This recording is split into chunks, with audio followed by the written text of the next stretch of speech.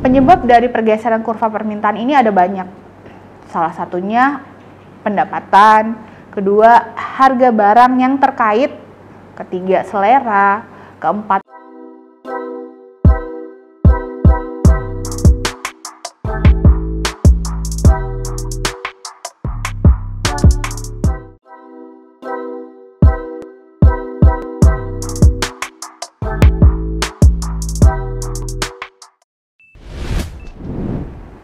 Selamat datang di channel Kuliah Teknokrat bersama saya, Devi Rizky Anggarini, pada mata kuliah Pengantar Ilmu Ekonomi Mikro.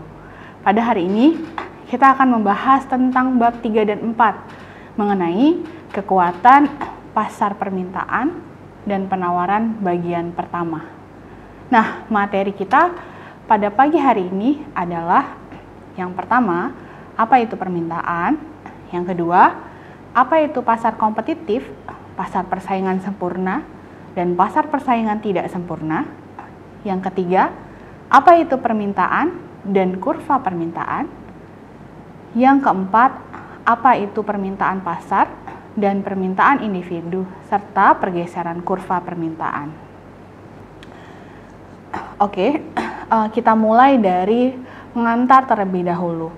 Penawaran dan permintaan merupakan dua kata yang sering kita dengar dalam ekonomi. Penawaran dan permintaan merupakan dua kekuatan yang membuat ekonomi pasar bekerja. Pasar merupakan sekelompok pembeli dan penjual barang tertentu yang saling berinteraksi. Istilahnya, penawaran dan permintaan itu merujuk pada perilaku orang yang dikarenakan mereka berinteraksi satu sama lain di pasar.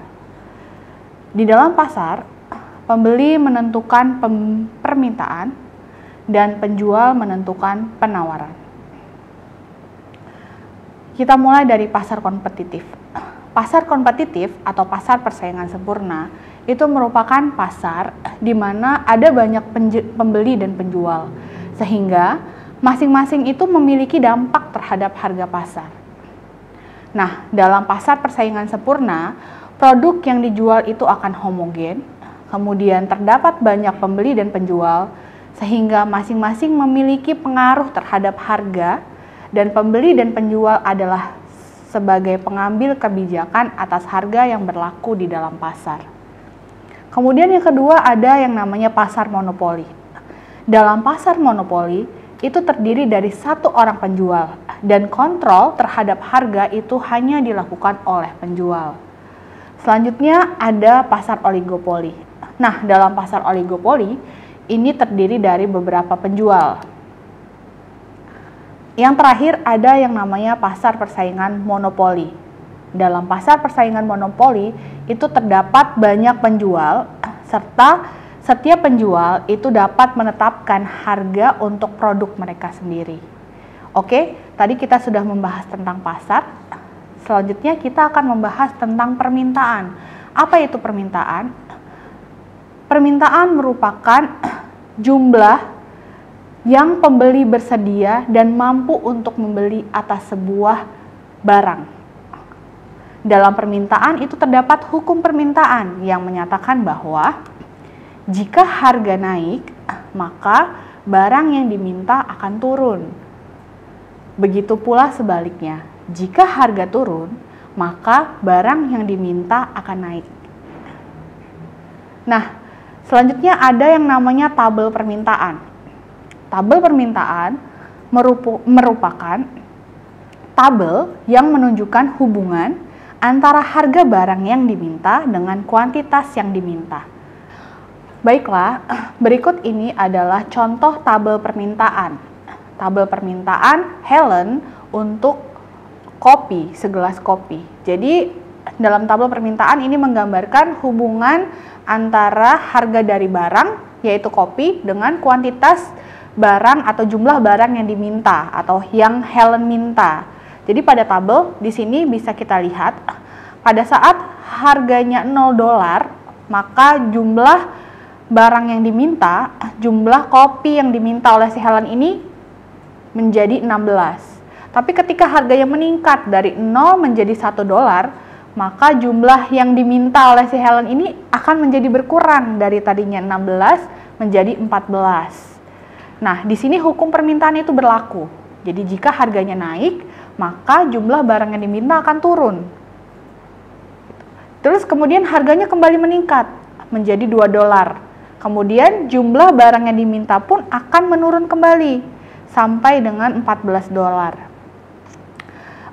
Kalau di tabel ini harganya terus meningkat ya, dari $0 sampai dengan $6, sehingga jumlah yang diminta pun akan berkurang. Yang tadinya ketika harganya $0, jumlah yang barang yang dimintanya itu adalah 16, tapi ketika harganya terus-menerus meningkat hingga $6, maka jumlah barang yang diminta oleh si Helen ini menjadi berkurang sebesar 4. Nah, dalam tabel permintaan itu akan digambarkan melalui kurva permintaan.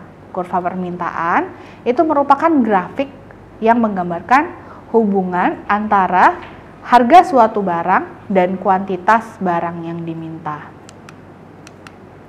Nah, di bawah ini adalah contoh dari kurva permintaan tadi itu ya, permintaan Helen atas kopi tadi ya. Kalau kita bisa lihat di sini, ketika harganya $6, maka jumlah barang yang diminta oleh si Helen ini adalah 14. Maka itu ada di titik pertama, titik A. Kemudian ketika harganya $1, jumlah barang yang dimintanya adalah 14. Ini titiknya titik kedua ya, bisa kita bilang titik B. Kemudian ketika harganya $2, maka jumlah barang yang dimintanya ada di angka 12. Maka kita bisa sebut ini sebagai titik C. Kemudian ketika harganya $3, maka jumlah barang yang dimintanya sebesar 10. Dan ketika, atau bisa kita sebut sebagai titik D, kemudian ketika harganya $4, maka jumlah barang yang dimintanya sebesar 8, atau kita sebut sebagai titik E. Kemudian ketika harganya meningkat sebesar $5, maka jumlah barang yang dimintanya sebesar 6, itu ada di titik F. Dan ketika harganya kembali meningkat menjadi $6, maka jumlah barang yang diminta itu ada 4, atau bisa kita sebut sebagai titik G. Nah, titik-titik tadi dari titik A sampai titik G itu kita hubungkan sehingga menjadi satu garis lurus yang kita sebut sebagai kurva permintaan. Seperti itu contoh dari kurva permintaan. Selanjutnya kita akan membahas tentang permintaan pasar. Permintaan pasar itu mengacu pada jumlah semua tuntutan individu untuk barang atau jasa tertentu. Nah, dalam permintaan pasar itu ada pergeseran, atau bisa kita sebut di bahasan bab ini adalah pergeseran kurva permintaan. Nah, penyebab dari pergeseran kurva permintaan ini ada banyak. Salah satunya pendapatan, kedua harga barang yang terkait, ketiga selera, keempat persediaan, yang kelima itu adalah jumlah pembeli. Selanjutnya, perubahan dalam permintaan itu menyebabkan pergeseran kurva permintaan itu baik ke kiri maupun ke kanan, yang disebabkan oleh perubahan dari kuantitas barang yang diminta pada setiap harga.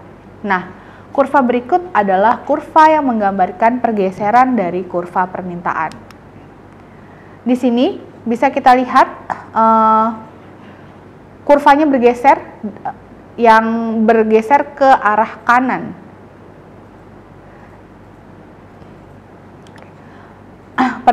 Pergeseran kurva permintaan disebabkan oleh yang pertama itu pendapatan konsumen. Nah, ada dua asumsi di sini.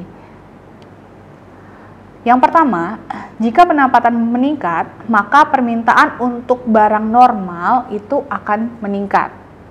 Yang kedua, jika pendapatan meningkat, untuk permintaan barang inferior itu akan turun.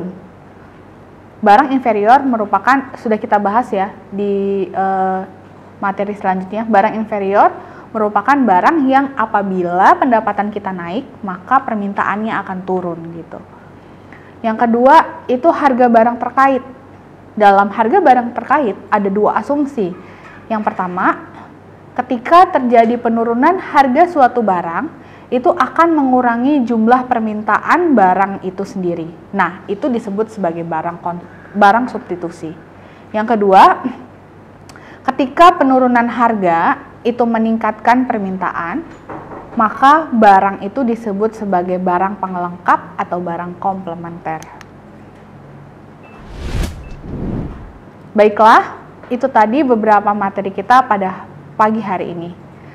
Tadi kita sudah membahas tentang apa itu permintaan, apa itu pasar kompetitif, pasar persaingan sempurna, dan pasar persaingan tidak sempurna. Kemudian bagaimana kurva permintaan, serta tabel permintaan, serta apa yang menyebabkan pergeseran dari kurva permintaan.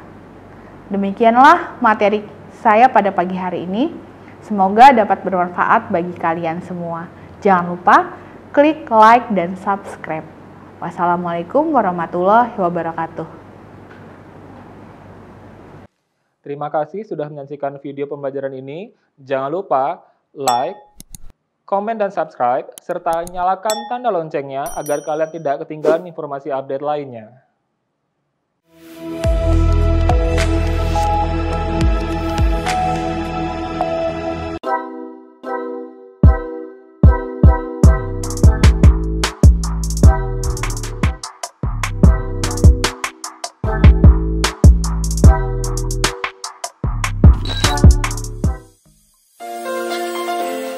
Selamat datang di Kampus Tour Universitas Teknokrat Indonesia. Di Kampus Tour kali ini aku awali di gerbang utama Universitas Teknokrat Indonesia.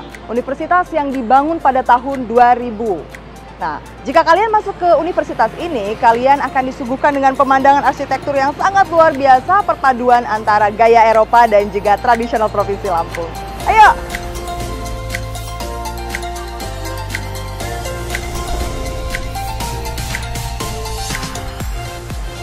Nah, ini adalah monumen Probotik, sangat ikonik. Monumen ini dibangun karena tim dari Robotik Universitas Teknokrat Indonesia memenangkan juara nasional kontes robot seni Indonesia pada tahun 2011. Yuk, selanjutnya kita akan menuju ke gedung utama Universitas Teknokrat Indonesia.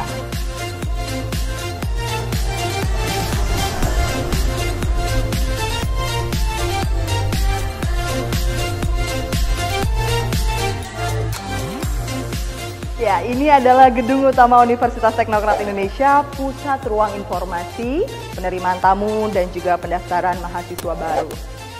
Di sini juga banyak sekali penghargaan mahasiswa dari tingkat nasional maupun internasional. Dan tersedia juga TV touchscreen untuk kalian yang ingin tahu seputar informasi di Universitas Teknokrat Indonesia.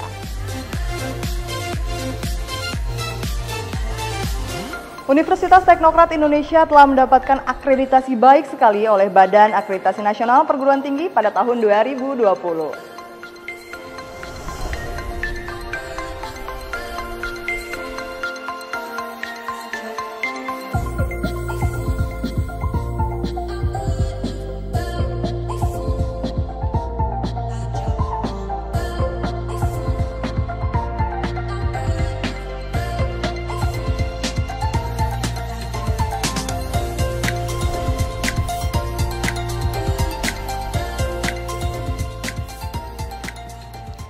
Nah, saat ini aku sedang berada di Perpustakaan Universitas Teknokrat Indonesia dengan fasilitas sistem perpustakaan berbasis online public access katalog. Perpustakaan Universitas Teknokrat Indonesia juga pernah meraih penghargaan BI Corner terbaik di Provinsi Lampung loh, tahun 2019.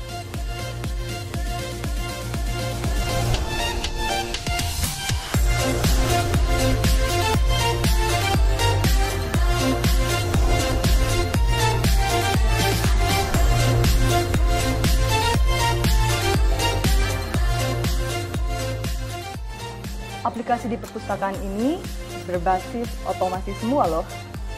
Kalau kalian ingin mencari buku-buku, kalian bisa membuka sistem yang ada di sini.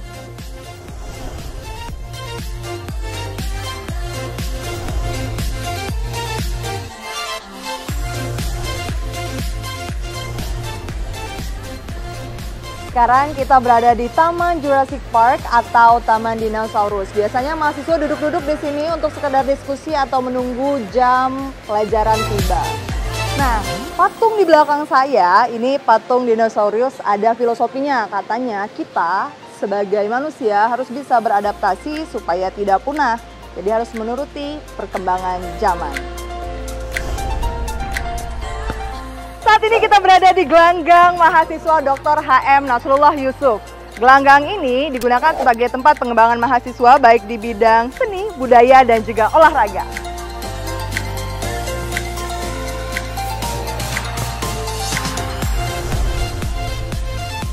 Nah, kalau ini nih rumah tradisional adat Lampung, Universitas Teknokrat Indonesia. Kerasa banget ya nuansa tradisionalnya. Biasanya anak-anak mahasiswa akan datang ke sini hanya untuk bersuah foto ataupun berdiskusi. Keren banget. Kedatangan saya disambut oleh dua patung gajah yang sedang bermain bola. Dan di belakang saya ini adalah Fakultas Sastra dan Ilmu Pendidikan. Biasanya mahasiswa ataupun tamu undangan yang datang ke kampus ini bersuah foto di depan gedung ini. Ayo!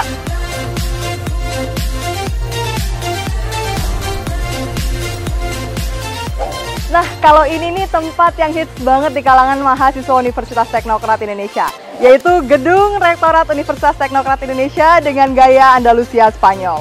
Di depannya banyak terdapat taman-taman dan juga tempat duduk yang biasa dipakai mahasiswa untuk berdiskusi dan juga bersantai.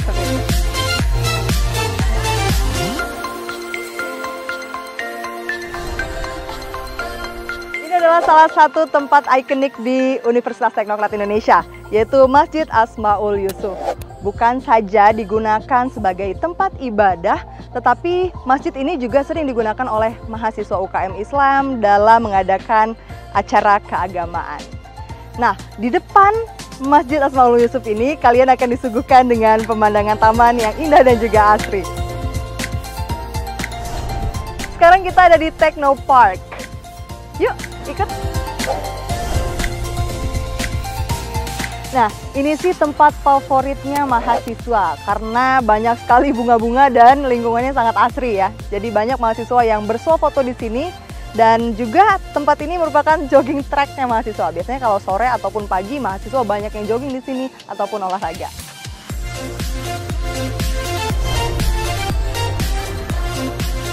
Nah, kita sampai di destinasi terakhir kita dalam kampus tour kali ini.